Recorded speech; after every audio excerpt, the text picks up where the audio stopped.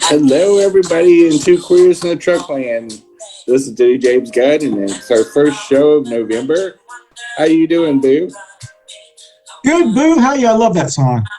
Yeah, it's a really good Bee song. Gees classic. It's probably one of the songs that they're known about. It was also actually it debuted in on the original Saturday Night Fever with John Travolta, and yeah.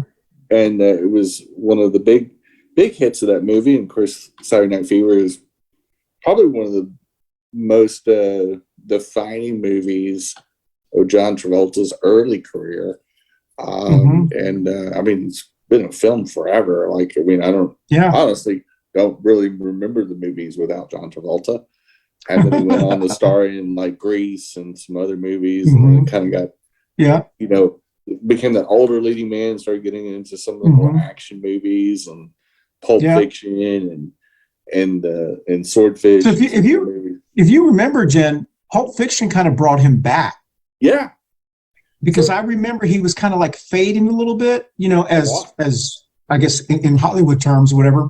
And then when he did Pulp Fiction, he just went again. Yeah, Travolta's had one of these interesting careers, and I watched a little kind of a short biographical thing on him. He's one of these actors that's constantly reinvented himself a bunch of times. Like he's had several iterations of himself, and he started with like the Saturday Night Lives, there were Saturday Night Fevers and Grease, kind of this cutesy young, kind of Jersey type guy, and he started on Welcome Back, Kotter.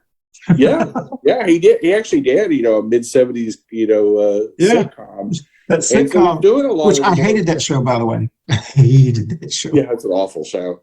But it was the kind of stuff he did in his early work was more playful, more things, and then he got into movies more like Pulp Fiction, some of these more serious movies, and then he kind of evolved again into more of this edgy, this huge star hero, anti-hero type deal. Like in Swordfish, he played the bad guy, but he was kind of the good guy. You kind of love to hate him type character. And he's just slowly evolved a lot like even Bruce Willis. His he went from being in the original romantic TV show, rom-com TV show Moonlighting, and kind of evolved into the die-hard character. And then he, towards the end of his career, which he just retired from filmmaking because of an illness, but he just kind of turned into almost a character of himself. In the later movies, you could tell he had very much a kind of like a shadow of what he was, and he kind of played the same character over and over again. Just kind of the older, heavy, serious, man of few words type character. So a lot of these people have gone through those phases in their career, and especially for the misogyny of Hollywood, is they allow them to play past their prime, whereas female leads, whereas women, they don't. Yeah, exactly. They don't get that luxury. Once you get past about 35, you don't get those leading lady roles. A young Angelina Jolie plays the love interest of a 70-year-old actor. You're like, how does that happen? It's kind of creepy and weird. But anyway, it's interesting, and that is a really old song. But I heard it the other day in a store, and I was like, I think it'd be a good opening song for the show. But yeah, this is Two Queers in the Truck, like I said, first show of November, and we'll jump right into it. The first topic has to do our old friend Lady G, and she's in the hot seat again. The Supreme Court denied their appeal and will have to testify in the Georgia voting tampering case. And so since they're involved with that, they're going to have to testify. They're going to have to tell the truth and the whole truth and nothing but the truth. And Lady G's not too happy about it. Probably got the vapors, probably screaming some Mylanta and fanning herself. Just clutching her pearls. And I guarantee you, probably visiting some male specialty entertainers in the Washington, D.C. area. And I'm sure we'll visit some in Georgia when they're down there having to testify, just because got to do what you got to do. But what do you think? Obviously, Yeah, I saw that happened on Monday, which is Tuesday, the night we're taping. We are on Wednesday, but it happened yesterday. Technically, if you're watching this, it happened yesterday, which is really today. I thought that was it was a big deal, but it also was nice because the Supreme Court also, at least one of the chief justices, he put a stay on Trump's tax return until Thursday. So I was kind of upset about that, but he didn't. Basically, he was saying that the federal government has until Thursday to say why they should. It's been paused. It's on pause now because all the appellate courts Trump has lost all the way up to the Supreme. So he appealed to the Supreme Court. So hopefully that'll be some more good news that we get this weekend, that we can finally see Trump's taxes. So, but then the Lindsey Graham thing happened too, and I was like, finally. So it was good. And the Supreme Court had no reason to keep the state of Georgia from. There was no legal grounds. Exactly. Lindsey Graham had no reason not to be compelled to testify. There's hard evidence that he was involved with the cover up and the can you crap out 12,000 more votes for me real quick kind of thing. And so Lindsey Graham was a big power broker on that. So you can't just say, well, I just don't want to. I mean, if we're going to have a court system, if we're just going to get to the point when Republicans can just opt out, just like, I just don't want to testify, because I may be guilty. Well, and that's why it was such a silly argument, because even for someone who doesn't really know like law like that, logic, he was trying to say that he's protected under the rules governing legislation, that when they're not. That wasn't part of a senator's job, is to call another state. That would be, it's like, there's nothing in there that it was not legislation that we passed. It was something that he thought he would do because thought he was a bit too big for her britches, and he got busted, And so I'm glad they're making him testify. Trump thing, I know they have a little bit. Yeah. It's not privileged speech. It's not something, he didn't do something like some kind of faux pas on the Senate floor. This was a backroom, broken, crooked ass thing, and it's a crime. And if he's part of it, he's got to answer truth, because I can tell you right now, they've already got everything on him. That's why he doesn't want to do it, because he knows he can't get up there and lie. And if he gets up there and lies, he's going to be convicted of perjury. And maybe it's an accessory. So he's going to have to drop Trump in the grease, and he doesn't want to. Because he knows what happens when you make the grand poobah mad. And let's just say he may end up getting Rochambeau, like, our little friend Madison Cawthorn. It may not. Yeah. It might not end so pretty for Lindsey. Lindsey Graham is literally in a rock and a hard place, which she normally likes that. But in this case, it's not going to be the kind of hard place that she prefers, being on bottom. This is one time when being on the bottom side of an issue is going to be not so pleasant. There won't be any. No, you exactly are right. Lindsey Graham has never been on top. So why did she think she was going to be on top in this situation? Unless she thought she was going to ride the top. All right, that's my joke for the day. That's a power bottom stream right there. In this case, there's a whole bunch of guilty Republicans. It was a crooked thing to do. We all know it. We've all heard the tapes. It's not going to end well for any of them. And so this is the law and order policy. The party just needs to know that the law applies to them too, and you just can't. If we're going to have a democracy, this stuff like this has to be prosecuted. You can't. If Democrats did this, they'd be losing their fucking mind. They'd be sending out the National Guard, missiles. They'd be calling Sherlock Holmes, and we'd have all kinds of investigations. And Hillary just had some questionable email practices they spent $10, $11 million just on that, just investigating her emails, and grilled her for like 18 hours straight with zero evidence whatsoever. The FBI would say, no, everything she did was maybe not the smartest, but there was no proof that she did anything illegal, nor did she trade any secrets like Donald Trump does. The next topic is a commenter on Twitter that has a big following, Jeff Tiedrick, said he will give all of his candy to the richest kids in the neighborhood because he says it should trickle down to the poor kids. And, the trickle down theories always cracked me up, that somehow if we get shit tons of money and give huge tax breaks to super wealthy people, that somehow they're going to turn around, just pay it forward or pay it downstream, which I've always thought. It's never worked. And we've never used that type of argument in any other discussion. Like, we got all this military equipment, but we'll just give every poor country a little bit of it.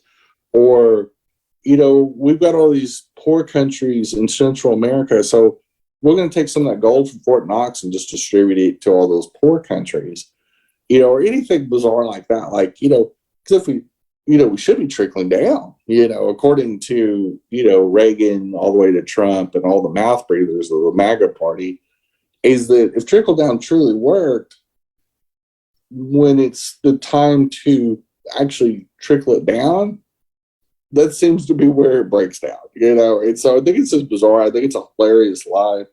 Yeah, I'll just, give the big fat Snickers bars just to the, 2 or 3 rich kids. And of course, they'll hand those out. They'll break those up and just hand those out to the poor kids, in down the road.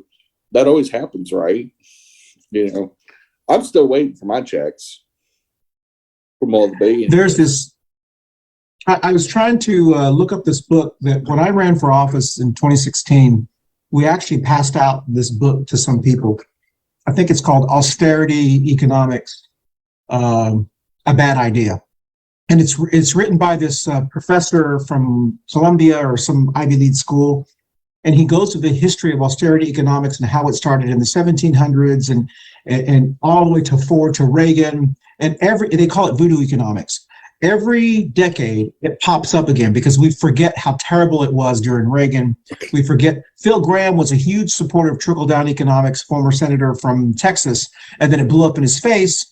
And austerity economics has never worked in any country. It has never been. There's not one country that can say it's worked, but yet we keep forgetting, and they play on the fears of stupid people who think, yeah, if we give the companies more money, it's going to come down. I'm going to have more money, better jobs. That's not how it works. As you said, when rich people get more money, they save it. They spend some of it, yes, but they don't go, okay, I'm going to share my wealth. That's not how it works. Yeah. And only people who've never had wealth don't understand that's not how it works. But you don't even have to not have wealth. It doesn't work like that.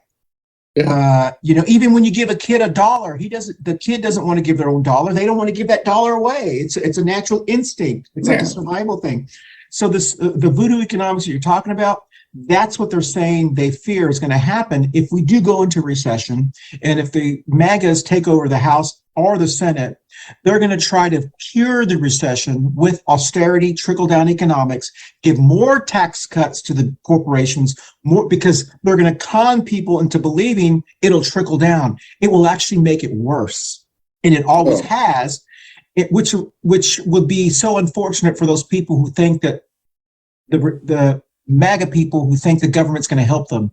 That's not the government that will help them. So it's you don't get to be like Elon Musk rich by giving away money. He's trying to go build rockets to go to Mars. This guy has no intention of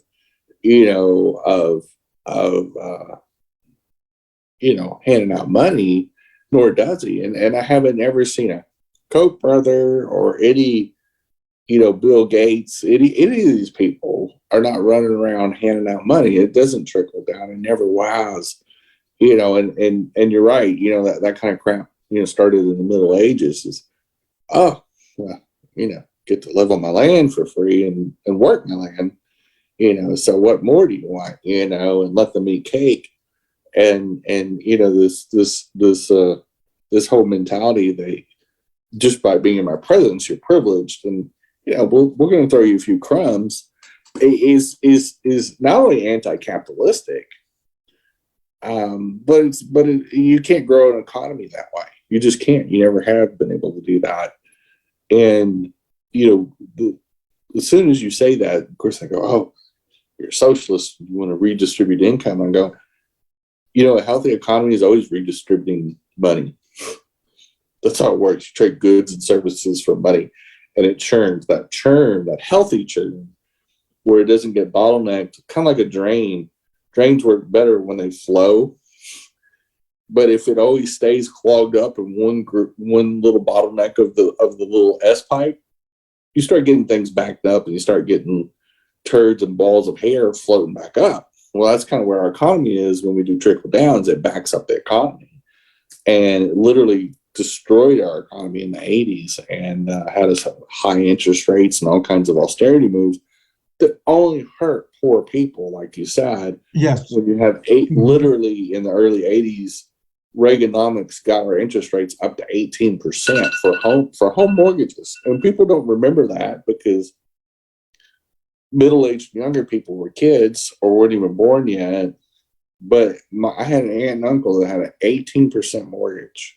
My parents, with phenomenal credit, had like a 12 or 14% mortgage. When we moved back to Texas, they bought a house, and in I think it was 82 or 83, literally they had top tier credit, and they got a 14% mortgage, and they were tickled to get that. And literally, to tell you how, when interest rates dropped in the late 80s, they refinanced the house, put a pool in, shortened it to a 15-year note, and their payment went up $30 a month, which is crazy. Yeah. But that is our first break, and we will be right back with some more Two Queers in a Truck. Hey, everybody, you can catch us on your favorite audio podcast platform, Spotify, and all Apple Store, the Google machine, and whoever else does podcasts. We're on there. We broke in, and we're staying. So enjoy the Two Queers in a Truck on your favorite audio podcast platform. Thanks for listening or watching. Bye-bye. Happy time. And we are back. The next one is, and I'm going to shorten this segment just a little bit because we kind of ran long. If you vote for temporary gas prices, why don't you vote for temporary beef prices or food changes like wheat or beef or pork futures or anything like that? Like, why pick gas prices? Like, to me, if you see a spike in beef, wouldn't you be more mad about that? But we never hear, which I think is really weird, because the food that you eat, the actual fuel that runs your body, seems like that would be more, that would get people's tits twisted more than gas prices, because you could just drive less. You don't need to make that third shot, run out to Sonic to get exactly fried tater tots. Yep. You just don't drive as much. You can most people can adjust their life to where they make less petty trips to different places, or buy more groceries at one time and just don't run to the grocery store every day. Just all these little trips, if it's really that big of a deal. But honestly, it's pretty life-changing to change your grocery bill. But yet, would beef prices go way up and Republicans in office or Democrats in office, we don't see anybody voting because of food costs or beef commodities, which, oil. Good point, Jen. And gas is a commodity just like beef, just like wheat, just like there's so many things that are traded on the open commodity market. Oil is just one of them. But I think it's just weird. I think it's just so weird. I think there's such a disconnect.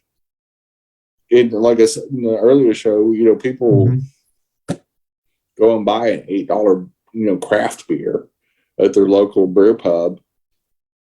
Not even, they won't even ask what the price is. They'll just order it. I've never seen anybody go, gosh dang, I know I'm here, but I'm just not going to order that drink because it's $8. Do you think? Like, do you think? Hey, Jen, I was thinking about this on the other show too, because we've been talking about this about the Gen Xers, who are they're not the largest voting bloc. They just vote at very high percentages because that's the age they're at now. Boomers are the highest, then Gen Xers, then millennials, and so forth. One of the things I've noticed is that, like, for an example, Andrew's parents, which I guess technically would be boomers, they have this philosophy. Tell me what his mom told me when we first met, tell me what you want and I'll tell you how you can live without it. And I remember getting on videotape because they grew up in the country. They grew up where maybe you didn't buy a new dress this month or this year or whatever, and Gen Xers have just been so used to living on credit and just having things. They think that they deserve to go to Sonics or Brahms every Sunday. Well, sometimes you can't. Sometimes you can't. If you can't afford to drive to the movies every weekend like you could before, then rent a movie. But they don't want anything to change because they see that as a failure. It doesn't mean you're a failure. It just means you're just being more fiscally responsible. So the Gen Xers seem to be the ones driving. I should still be able to do the things that I did, Well, it affects them. They get all twisted about it. And number one, obviously they didn't stop driving. Exactly. I mean, gas sales didn't go down. If it was really bothering them that much, stop buying gas. Pick one day a week you decide not to drive. Like, stop driving on Sundays. Skip church. Just stay home. You don't have 3 cars. Yeah. You can read the Bible at home. You can talk to your church. Exactly. Talk to your church and you're doing a video presentation. I mean, Joel Osteen does it every week. And he's doing okay. I mean, he's got $100 bills in his drywall. I mean, so clearly the video version of the give to the greedy foundations, aka churches, do pretty well in the video format. Which brings me to a point of, it's kind of aside from the topic, is I always thought it was weird during the pandemic how so many churches, we got to do everything in person. I'm like, televangelists have been doing, 700 Club's been doing it by TV for half a friggin' century. The Crypt Keeper himself. I mean, how old is Pat Robertson? He's got to be at least 400 years old. I think he knew Abraham Lincoln. I think they went to the same high school. And, he doesn't separate him from Jesus because he does he wears his little $3,000 Brooks Brother deals and actually talks about his investments on air. I'm like, and they still send him checks. Yeah. I think we really went in the wrong business. Matthew Ridenour, MAGA extremist. And, one of the things I don't really like in life is a bully, and especially somebody coming from a military family and knowing who my grandfather was, and knowing who my dad is. My dad's still alive.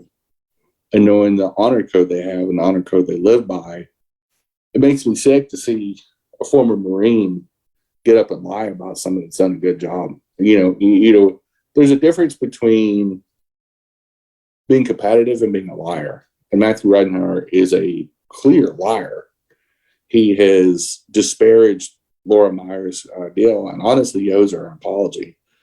The fact that he sides with Moms for Liberty, the fact that he lies about her record, the fact that he wants to support more police officers in schools and dismantle the public school system, even though his kids don't go to the public school system, is just disgusting. And MAGA, nobody should vote for Republicans anymore, but especially a scumbag like that. If you're going to bully a woman that you're running against because you're a coward and you can't run on your own merits, because clearly he's lost the last 2 times for a reason. Yep. He's got an outdated mentality. He's got a suspect education. I mean, Liberty University. I mean, I don't even know if you really could call it a university. I mean, we'll call it Pool Boy U. And I mean, maybe he should rethink some of his life choices and uphold his oath to the Constitution when he was, in the military, and not get up and run for office and lie. Don't do it classless. Like to me, and I'd say this to his face, is you're a coward. You're a coward and a bully. That makes me sick, especially Republicans saying how they respect women. I'm going, dude, you're lying. You're clearly lying. And to me, it's just disgusting. And I need to watch that interview now. And just the subtle things that he lies about, and then lies about, fraudulent voting, and just, it just it bothers me. It bothers me when he won't answer questions about abortion because he says it has nothing to do with the job. I say, no. Mm-hmm. It tells us about your character. Sure. Mm-hmm. There's a lot of women voters in that district. They want to know, and you're running against a woman. Do you support reproductive rights or not? We want to know. We want to know what kind of, it's a character question. And you should have to answer about your character. Do you support women or do you not? It's a yes or a no. It's not an almost. You can't just sidestep that. You can't, and then at the same time try to bring up something she said on a hot mic that she wasn't wrong. It is disgusting to see people shouting over a woman trying to uphold, what she thought was right, which is she was testifying to say we still need to keep masking in place in public places. And his Moms for Liberty and all the psychopaths that follow him are shouting him down. And that's why he's pointing that out. He's mad that this woman was doing her First Amendment right to talk. And Laura Meyer, yeah, she said it on a high mic. She maybe shouldn't have said it, but it is true. And we need to have Democrats saying, oh, that is disgusting. We need to stand up and call out Matthew for being a liar and a fraud and a bully. When I brought that up on his page, he bumped me off that page, and deleted what I wrote, about the SROs, the student resource officer, because he's a coward. And, Matthew, if you happen to watch the show, which I doubt you do, but if you happen to do it, for me to you, this has nothing to do with Christian, you're a coward. You're a wimp. And you're a sad version of a Marine. And I think it's pathetic. I think that, a real patriot would defend a woman's right to choose. I think that every human right should be defended. And you're with a party that attacks drag queens, attacks trans women. You supported the House Bill 2, the bathroom bill. You're just a coward. You're just a bully and a coward. And to me, you're definitely not a patriot. You're not a hero. Marine status doesn't make you a hero. To top it off, apparently him and his wife practice contraceptives and abortion in their mind because they only have 2 or 3 kids. So either they're not having sex or he's aborting his semen into a sock somewhere while he's watching porn. Right. So you can't, if he'd have 10 or 12 kids if he was truly living by the law of no wasted seed. So it's so hypocritical to say, that logic made no sense to me. Yeah. It's just a crock of crap, and it's just another control method. But that is our 4th segment, so we're going to take a quick break, and we'll be right back with some more Two Queers in a Track. Howdy, everyone. I'm Christian Cano with the Coffee and Bundusha Show. We're based out of Charlotte, North Carolina. And I just want to remind everyone that there's only about 22 days left to vote here in North Carolina. If you have not registered and if you are going to early voting may be underway right now, you can actually register the day of to vote.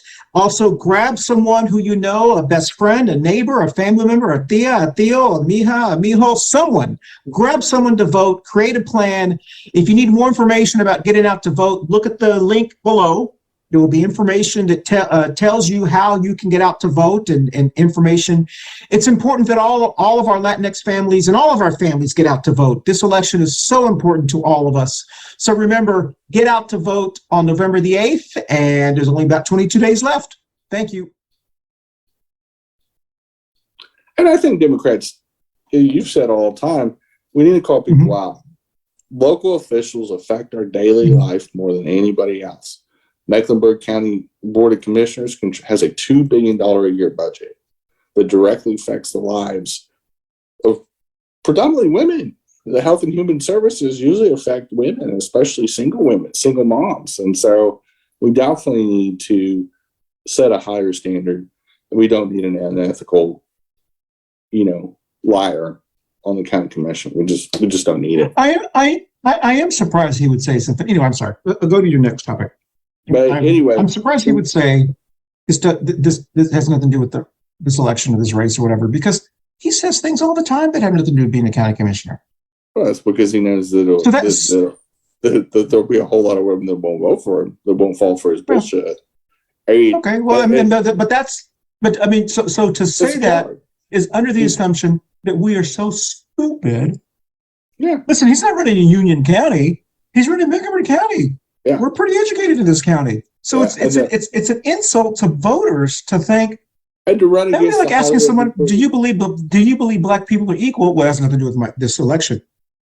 No, maybe it doesn't, but we'd like to know if you're a racist. Yeah, but if you lack human decency and ethics, yes, we need to know that too, because there's going to be decisions like what Laura Meyer faced when they said, well, we're going to hold up the school district's money, which is illegal.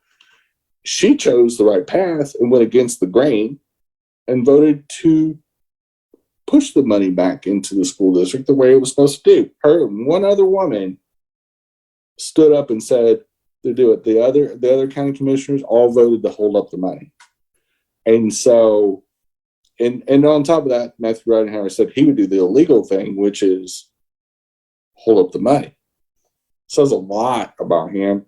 Says a lot about Republicans, that they're going to play games with school kids. But the next topic was about the Paul Pelosi assassination attempt. And I find it funny that it's not even framed as an assassination attempt, but that guy was there to kill or torture Nancy Pelosi, the Speaker of the House. And in line for secession of president if something happens to current President Biden. And I find it very bizarre that somebody attempted to attack the Speaker of the House, attacked her husband's dad because he was the only one there. And it's not being framed that way. It's just like, it's not that big of a deal. This guy's in the ICU. He had to have surgery. This guy got, I think he's like 80 something years old. I think he's like 81 or 82 years old. He's not like, I mean, I'm not 82, but if somebody whacked me with a hammer a few times, I'd be hurting pretty bad. Like, it's not like he went in there with a Nerf football and just said, here, I'm going to hit you with this Nerf football in the face until you tell me what I want to know.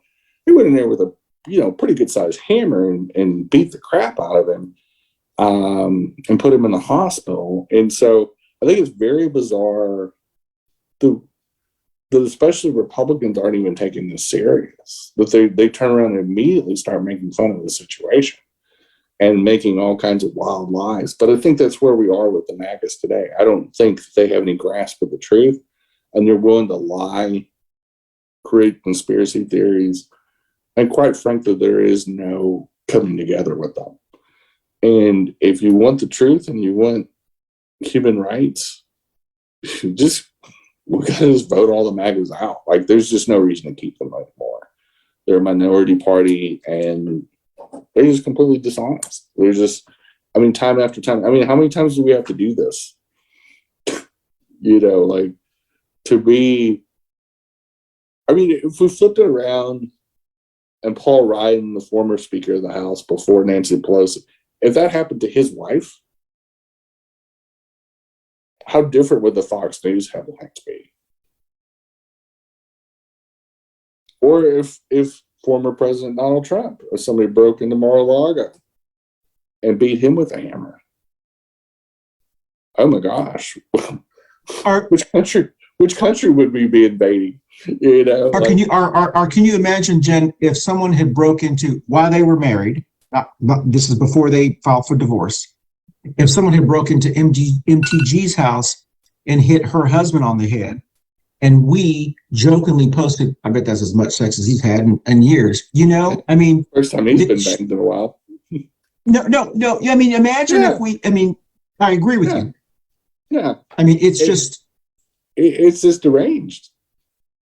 It's just really, it tells you who they are. And you say this all the time when somebody tells you who they are, believe them. Exactly. I mean, it's this deal. The next subject, our sixth topic, is a kind of a funny one. Snapchat has a feature on it that has like news and articles and stuff like that. And I've noticed over this year, especially, that it's been going more and more the old school National Enquirer road, like talk about space aliens and all this. And here's some of the headlines today, and see what you think about this. So one of them is that Amazon's building a city in space, and there's nothing we can do to stop it. A human medical scientist in the United States made a human-animal hybrid, and they get this picture of this mom with this child that has like a human body with a little pig face. And the third topic that I picked out, does height matter in sex? They showed a taller woman next to a shorter guy. And I thought of all the topics that we could be talking about, maybe like even Halloween or coming up holidays or, holiday budgeting or something like this. The Snapchat news, and it's not the only headlines they had. They had some Kim Kardashian stuff, and they had a bunch of other stuff. But these just happen to make me giggle a little bit. Sure. They're kind of bizarro. It's something I remember in the tabloids when we were young. That an article about the Globe. That there always was the Elvis National sighting. Enquirer, and there'd be an alien face, or something. Chupacabra, Bigfoot, like little Chupacabra was spotted on the White House lawn, and Reagan overreacts. Just super bizarre stories.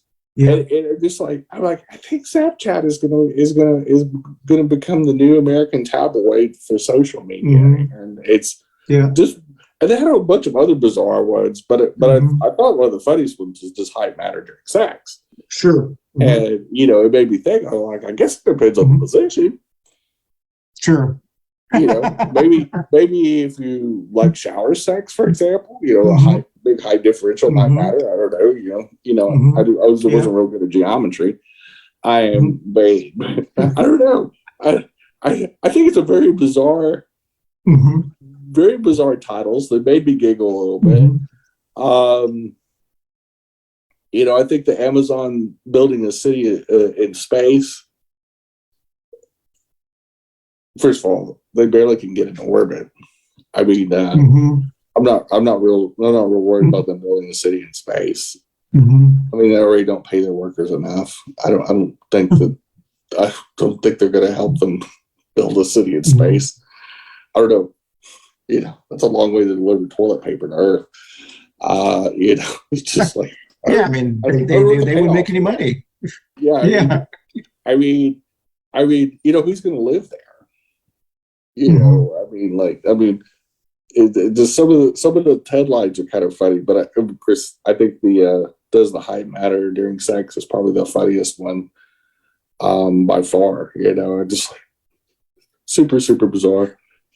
But don't you think, Jen, that when you look at the evolution of conspiracies, they've always been around. That's just human nature.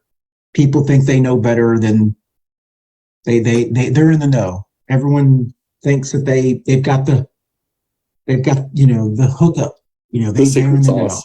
They've discovered. And yes, and there are some people who actually do it because it's just humorous, like picking up a National Enquirer, like picking up a Globe, like looking at the silly. It's entertainment. People who used to watch Inside Edition, which and before Fox, became Fox News. There are people who watch it just for entertainment. They don't take it seriously. There's always that small part. It's not all there. That takes it literally. And those are the people who turned into MAGAs. Yeah. Those are the MAGA people. And so it is interesting. Yeah, exactly. So it is interesting for you to say that because Snapchat, if that's what they're doing, they're going after people who are, they're trying to find something that will make them unique. So you don't keep going to TikTok or, whatever, so they're trying to give you a reason to keep.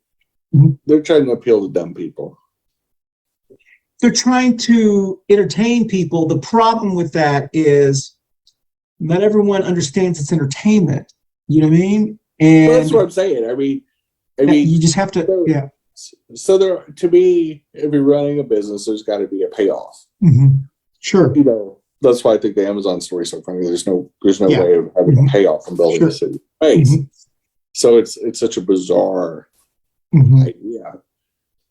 And, to me, there's got to be, people don't do things. That's why voter fraud's not widespread. Individual voters don't go out to defraud because there's no payoff. Sure. Yeah. If I vote for my dead wife, it's not going to make my life any better. There's not going to be any payoff for that. Yeah. There's no motive. And so, which I think is so bizarre. But I think conspiracies in general, and I'll throw this past you and I'll see what you think. I think a lot of it makes them feel more important. Yeah. I think it's small people. It makes them think, I know something that you don't know because it's like insider trading. They would compare themselves to an inside trader, except they're not making any money off it. Yeah. At least inside traders make money off of it. A conspiracy theorist is just someone who thinks they're smarter than you just so that way they can think they're smarter than you. Does it impact you and me? We roll our eyes and go, okay, whatever. You know? We laugh. So, yeah, we kiki and, we laugh. But you said something a while ago that I thought was really telling is, I forgot what it was. So I'll remember here in a second. But it had something to do with the conspiracies and all that kind of stuff. But it just, when you said there's no payoff to it, you're exactly right. It makes no sense for anyone to oh gosh, go ahead. We have to do the voter fraud. To me, there's institutional voter fraud, like when the Republicans stole mail-in ballots from Democrats back in 2018 to try to steal a congressional seat. But that was on an institutional level. So there was a massive conspiracy, and it got proven, and they had to do a special election the next year because of it. And so, there is a payoff there because there was a good chance the Republican was going to lose, considering how many ballots they just, I guess, threw in a trash can or whatever they did with them. Yeah, they all happened to be Democrats, and all happened to be mostly rural, poor Democrats that didn't checked on the system and realized their vote didn't get counted, and they know that somebody came by and give it, and they all gave the same description to the same dude. Sure. And so, obviously that was a payoff, but individual voters don't wake up one morning and go, I want to change the election by casting one more extra ballot of a dead relative or however. I know what I was going to say. What you said what made me think earlier today, how easy it would be to be a MAGA candidate. Because it is, and unfortunately, sounds like Matthew Ridenhour may have gone that route. Because it's really easy to campaign to stupid people. Yeah. I mean, that really is easy. It's easy to tell people one thing and then everybody, oh, yeah, you're right, that's right. That's an easy campaign. It is really hard to campaign to smarter people. Well, because they'll call your bullshit out. And also, too, it's become really easy for Republicans is to say, yeah, we need more cops in the schools. And on face value, you go, well, we want to keep kids safe. Yep. But if you just spend 30 seconds on Google and research, you'll find the first 4 or 5 articles, all written by major educational institutions, have studied this for the last 20 years.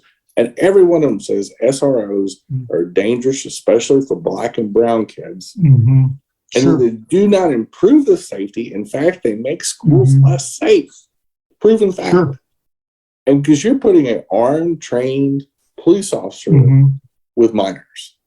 What could go Sure. wrong? Same reason why we don't arm teachers. There's no need for it. It's not. Yeah. It's the old lie that, hey, if we get more cops in the streets, tough on crime will go down. But every time exactly we do your point, Jen. Yep. Every time we do that, and every time we're tough on crime and we fight another drug war, crime goes up, violence goes up. But exactly to your point, when someone like Matthew Ryan Harris says something like that, it's easy to campaign like that because the dumb people will say, you're right. The smarter people would say, okay, Matthew, tell me, your kids go to charter school. Do you have that at your school? Are they pulling books out of your charter school? Is Moms for Liberty pulling books out? Would you allow them to do that? So that's why it's easier for a person like him to bank on them, because he doesn't want to be questioned. He doesn't want that because it's harder to do. Well, and also, why isn't your kids in CM schools? You're exactly. running for a county job. Sure. It's like applying for a job at Hilton as a project developer, and you don't like Hilton hotels. Exactly. Yeah. Like, he doesn't believe in the hospitality of CMS schools, but he wants to have a job and an influence over CMS schools. Sure. I mean, that's just the plain truth of it. He doesn't want anything to do with and if education is the most important thing on its platform, run for a school board. Yeah. And he knows that nobody would take him serious. So that is the end of that section, but I do have a bonus section. I wanted to quickly talk about drag queens in North Carolina.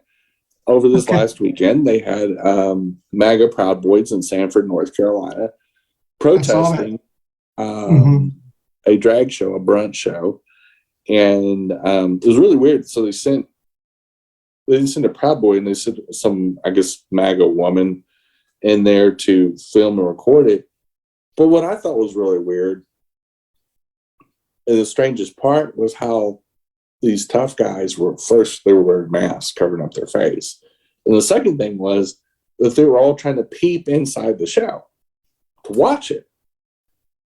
And here's my point. So if drag shows groom people, and especially children, into being gay and trans, why would you watch the show? So are you wanting to be groomed into being gay? I mean, if a little 2-hour brunch show makes you gay by watching it, which I wish I had that power, but let's go by their logic. Why would you watch the show unless you wanted to be gay? Well, that's what I found. I completely agree with you. That's what when I saw that article, or when I saw that occurred, because they did say that they were wearing masks, they covered their face, they were wearing body armor and all this kind of stuff. It's just, once again, it highlights their pussiness, their mangininess. I'm sorry, their mangininess. It highlights their mangininess. They are the same people that say, I need to wear this. I don't need to wear a mask. I don't during COVID but I have to wear a mask to protect me from these drag queens. Yeah, and it's like the fact that you don't want to be doxxed for being an asshole. Yeah, let's just say what it is. These are being an asshole. They're harassing people, even though they're doing their First Amendment right of free speech and entertainment. You're going there and harassing them for their First Amendment right to have a drag brunch. Sure. Number one. Second of all, you're saying that this performance art will make people gay. And then you're doing everything you can to stand on your tippy to watch it, look in the windows, and you sit there and watch it for a long time. I mean, to me, if these drag queens and kings had some kind of Svengali siren song, your call of the ocean, it lured you onto the gay rocks where your boat will get smashed up, why the fuck would you come? It's like if it's really that powerful, that little mask is not going to protect you from the gayness. You're going to be swimming in the Exactly. tennis pool next week. You're going to be sending, I feel pretty, I feel pretty, I feel gay. You're like, to all the Proud Boys that watch our show, which I doubt there's. Jenny, that's what the only part that upsets me about these continued stories about these Proud Boys going to these shows and stuff like that. What upsets me is we know they're going to do it, especially in these areas, because they wouldn't go to. They're not going to go to the Black Black Pride and do that. They're not going to go to those kind of places. They're going to go to the country places, the more. Exactly. Yeah. They'll do Monroe. They're not going to come to Charlotte. Do that. And most of our venues have security, so they have paid security. Yeah. Second of all, there's however many tens of thousands of CMPD and sheriff's officers here. Yeah. You can't go to South End and not see a cop. Sure. When we had the RNC here, we had Proud Boys damaging property and attacking people. Ironically, there was probably 400 police officers surrounding them and adjusting them and pushing them away and carrying them off. You can't do that foolishness here. Cops won't allow it. Well, but I guess they go to they're cowards. They'll go to like Sanford. They'll go to these. Yeah, they're going to go to those kind of towns. And harass people that are doing their First Amendment thing. And quite frankly, but this is what I don't understand. I know they don't want confrontation. I understand that. But why don't, when we had Cece on our special show and she talks about how she fights with words, why don't they have one of the drag queens stand out there and do an interview and say, listen, I'm not the one covering my face, afraid that someone's going to recognize them from being at one of the gay bars. Why don't they do what gay people have been doing forever to defend themselves and throw shade? Why don't they do that? And that's what I don't understand. So some Twitter accounts and Instagram accounts actually dox guys like that. So there's one, I don't have to look it up, but I follow it on Instagram. And when Proud Boys and stuff do stuff like that, they actually research them and figure out who they are and actually out them on I know, Instagram. but that's my point. The media is there because they show up, because that's what they want the media's attention. Why don't they start to get to a point where they say, we're having a press conference in the middle of this because they know the media is there. Right. And do like a press conference and say, we want to say that we're happy to have the people, so forth. And we want to thank these people because many of them are covering their faces because they go to these gay bars in Charlotte and the big cities. So I would encourage media for you to ask them who they are, and let's find out if they're really on the down low. What are they going to do? No, you're not. No, put the onus of defending, not on the drag queens, the people attending. Fight with words. And that's what I don't understand about these ones in those areas, because this is what they did in Fort Worth. When that religious church was doing that, these moms came out and fought with words. But I think also too, you're talking about, there's a massive difference between a Charlotte or a Fort Worth. Yeah. I know, and I'm looking at it from a Charlotte lens. Yeah. And you also see the cops just kind of standing there and laughing about it. Sure. And the Sanford police didn't do anything either. Yeah. In fact, the media person that was covering it and doxing these guys was saying, the Sanford police is not helping, this drag show at all. And they're just kind of standing around hanging out. Probably some of them are off-duty cops, most likely. Exactly. No, exactly. That's my point. They don't want to get caught doing something illegal and harassing people. And I think, quite frankly, it's sad. It's the era we live in. And it's all the more reason why to vote is to good point. Make sure that we have public officials, especially local public officials that are homophobic, which means if you're going to not want people that are homophobic or sexist, you better vote Democrat, because you're sure ain't going to get that from a Republican. I don't care who they are. It's true. I don't care which side of the point.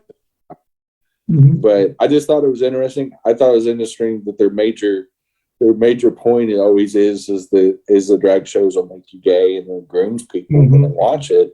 I go, why are you sitting around watching it? Exactly. Aren't you worried that you'll be gay? Yep. I mean, if it's contagious like that, it's so easy to become gay. Exactly. To me, if I didn't want to be gay, unless of course the other side of it is, and we'll end on this. Yeah. The Proud Boys really are of pride, and they really do want to swim in the penis pool with us. And on that note, we'll have a great week. And thanks for watching. Some more, listen to a little bit more BG and end the show. Bye, Boo. Bye, Boo. Hey, y'all. Thanks for watching more Two Queers in a Truck. I listened to a little BGs and making fun of Proud Boys. I sleep better when I pull out MAGA tears. Y'all have a great week. That's right. Bye, Boo. Bye, See you Boo. next week.